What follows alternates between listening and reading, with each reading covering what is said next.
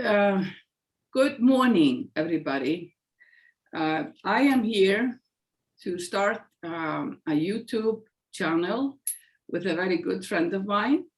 My name is Svanhildur Svavars Kristjánsson in the Arizona world. I live in Arizona and I'm coming here on this clip from Arizona. And I've been working with people on the spectrum for almost 35 years and worked in Iceland before I came to Arizona.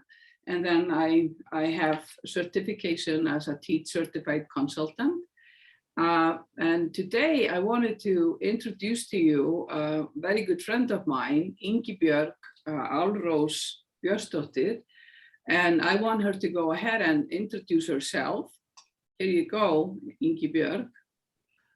Hello, my name is Ingibjörg or Inga, and I'm on the autism spectrum. I'm 55 years old, and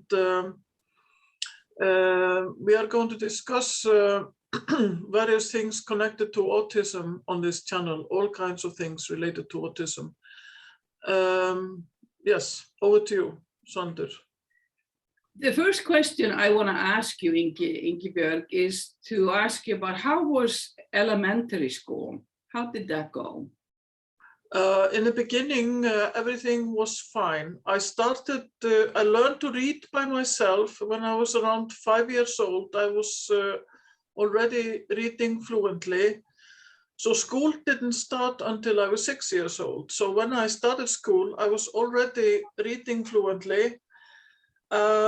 And already, just after a few days in school, the teachers did not know what to do about me because I was reading fluently and they didn't know how to deal with that. So already almost on the first day of school, I didn't fit into the school system. But then I spent a lot of time teaching my best friend who was sitting next to me how to read, because he was learning to read and I was already reading. So I was helping all the kids around me and whispering, this means house or something like that, you know. And but then around the age of 10, I started to get into social trouble. It was okay until I was about 9 or 10 years old. Then the other kids in the class, they started figuring out that I was different. And when they had figured out that I was different, then they started to plan some kind of bullying. But just when they were beginning to start bullying me, then I switched schools. When I was 11, I actually moved from one end of Reykjavik city to the other end of Reykjavik. So when I was 12 years old, I'm in a new class with a lot of new children. The teacher you had, you always spoke about the teacher who really gave you support. Yes, there was one teacher when I was like 7, 8, and 9 years old. I was in an experimental class. And it was Professor Dr. Sigrún Aðalbjarnardóttir who was my teacher, and I really enjoyed that very much. She had very exciting projects, and we were learning about Greenland, the fishing village, and about Tanzania, and about different societies. And I really sort of blossomed in that environment. But then when we got back to the normal school when I was 10 years old, and then I found that exceedingly boring. Yes. To begin with. And but I've quickly learned to be at the top of the class. I always was at the top of the class. And I didn't realize that might not be a good idea because I had no social understanding. So I just thought being number one in the class or the top of the class, I felt that was great and I could do it. It was easy for me. Yeah. But then the other kids didn't like me very much because I was always at the top of the class. But I didn't understand that at that time. No. So here's another question. After elementary school, you go to kind of intermediate. Yes. How did that go? Well, I continued being an excellent student, and because I could not have social interaction with the kids around me that were on my own age, I sort of clung to the teachers. I mean, I was having interaction with grown-ups and with old people, even with my grandparents, with grown-up people. But I was a teenager, and in the adolescence and teenage years, you were supposed to connect with your peers, but I didn't. I didn't connect with any peers at all. I didn't like them. I was afraid of groups of teenagers. They are still one of my greatest nightmares, a group of teenagers. And I connected to the teachers, and the teachers loved me because I was always brilliant. I was at the top of the class. I solved the mathematical puzzles in my own way. You know, I didn't follow the instructions. I just found the solution in some other mathematical manner, and the teacher was so happy. The teacher said, there are only 2 kids in this room that understand what percentage is all about, and that's Ingibjörg and Gylfi. And so, but the other kids, they were just following the instructions, but we really understood what the mathematics was all about. So I just enjoyed being with the teachers, but I didn't connect with my peers. One more thing you didn't have the diagnosis at this time, did you? No, not at all. And nobody knew that I was autistic. I only received my diagnosis when I was 44 years old. Okay. So yes. That came a lot later. So after intermediate school, it's called almost junior college, before you went to university. Yes, I really enjoyed this college years. I really enjoyed them because it was a kind of a liberal college, and I was on the natural sciences line, but I could choose all kinds of different subjects. So I learned philosophy, I learned ancient Greek, I learned Russian, I learned German, I learned history, and I was at the same time taking all core subjects in the natural sciences. So I was learning mathematics, I was in high-speed mathematical courses, I was in chemistry, I was in biology, geology, and all kinds of different things. And I was really, that was maybe the time that I felt learning was most fun, because I could control everything myself. It was like a liberal college, so I could choose all the subjects myself, and it was like I could build my studies by like putting blocks together. It was like building a Lego house, and I could just choose the blocks that I wanted and put them together, and that was really the top for me. That was at the junior college before you went to university. Yes, and I was 19 years old when I graduated from this college, and then I was 1 year ahead of time. When you finished the junior college, and then you went to university, and what was your study? First, I wanted to become a historian. So I chose history as my first subject, but then I got disappointed with university because they were not as liberal as the liberal college, and I could not choose as much. And so I could not mix like history with geology or geology with languages or something. So I had to, at the university, I had to immerse myself in one subject, and I did not find that as enjoyable. So I finished a BA degree in history and Russian, and then I went on because I couldn't stop studying. I was enjoying myself so much. So I started general geology, took a BC degree in general geology. Then I got a stipendium from the Swedish Institute in Stockholm. And I went to Chalmers University of Technology, which is one of the best technological universities in the world. Mm-hmm. And there I took an international master's degree in applied environmental measurement techniques, which was a kind of environmental chemistry program. And I was there, I took the highest international master's program degree that had ever been taken there, because I had the highest great in every subject, so it was impossible to improve it.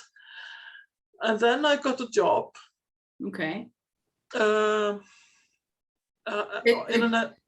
Did you get that job in Sweden or in Iceland? No, I had to take a very difficult decision. I had to decide whether to stay in Sweden or to go back to Iceland. And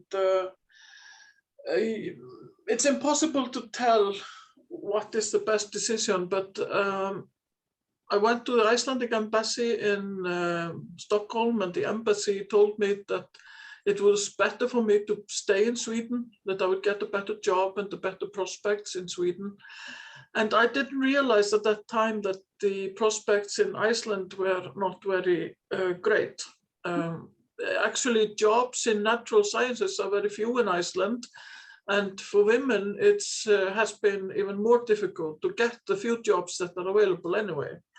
But I wanted to go home. I was homesick, and my family was in Iceland. And so I decided to go back to Iceland, and I did.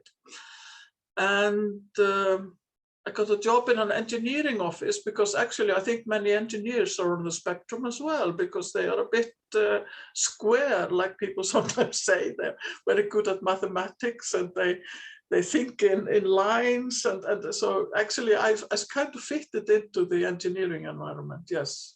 Maybe because you guys, that's actually a strength, isn't it?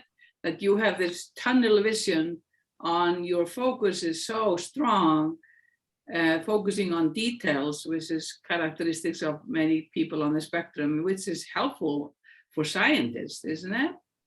Yes, and actually it was a kind of strange. When I was in Chalmers, University of Technology in Sweden, I was there with top chemists. I am very good in chemistry. I am a chemist. It was a kind of chemistry, environmental chemistry, that I was studying. And there were top chemists, the professors were top chemists, in the world. They were maybe a group of 40, 50 people in the world that knew everything about the speciation of metals and all kinds of ecotoxicology and chemistry and sort of thing. And they said to me, the Swedes in Sweden, they actually said to me, we want women like you.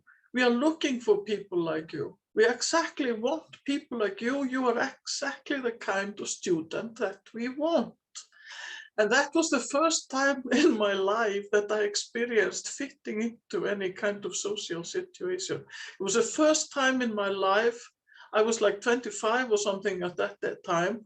And it was the first time of my life that I was a part of a group that I fitted into, and that I was accepted totally on my own sort of premises. Yes.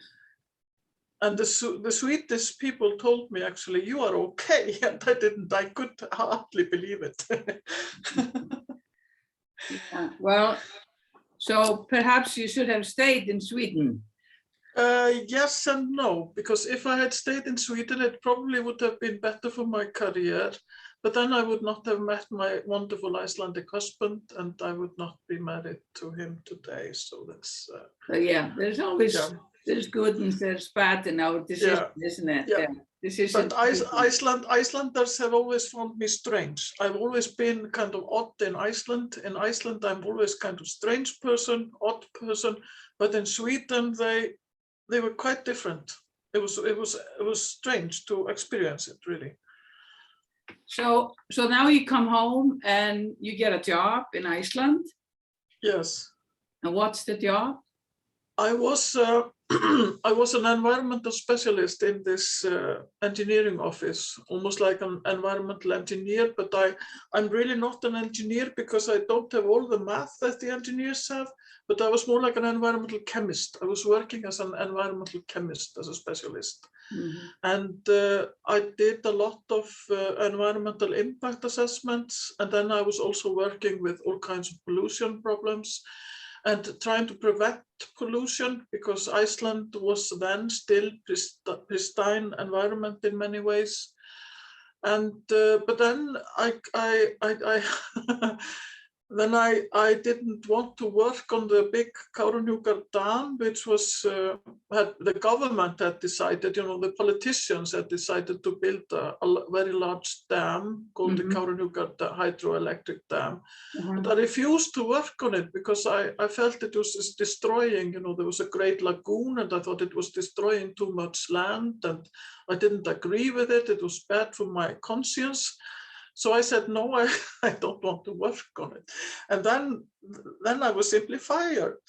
Because you had I was told to go. I was told to go. If I didn't want to work on this hydroelectric project, I was not welcome there anymore. And I walked out. I think a normal person never would have walked out. I think a normal person probably would have stayed and tried to compromise, but I didn't, because that was my autism also, I just didn't read the situation and I just, out I went. But I think it's also that, again, the autism piece of difficulty shifting focus or shifting agenda or your sense of right. And I think Yes, we have the sort of being a principle person or kind of having principles, and also we people on the spectrum, on the autistic spectrum, we tend to see things a little bit like black and white. Exactly. We are not always willing to negotiate, especially if it's something which we feel very strongly about. Like, I'm very connected to nature. I really love Icelandic nature, the mountains, the lava fields, the moss, and the rivers and everything. And I felt very strongly about this, so I was not willing to compromise at all. And that is perhaps that is a bit autistic, I'm sure. Yeah, but so I think we've covered quite a lot today, and I would like to have this like a chapters, and we would start with this discussion. And then next time we meet, we could do the continuum of what happened after you walked out of that position. What was your job? What did you do? And let's should we end this here and start the next conversation about what were the next steps in your life? Yes, we should discuss the workplace and autism in the next chapter or next discussion. Yes, but this is good for now. All right, thank you, Ingibjörg. Thank you so much. This is going to be so interesting. I hope we're going to be beneficial for some people out there. And thanks for the day. Thank you. Thank you. Bye.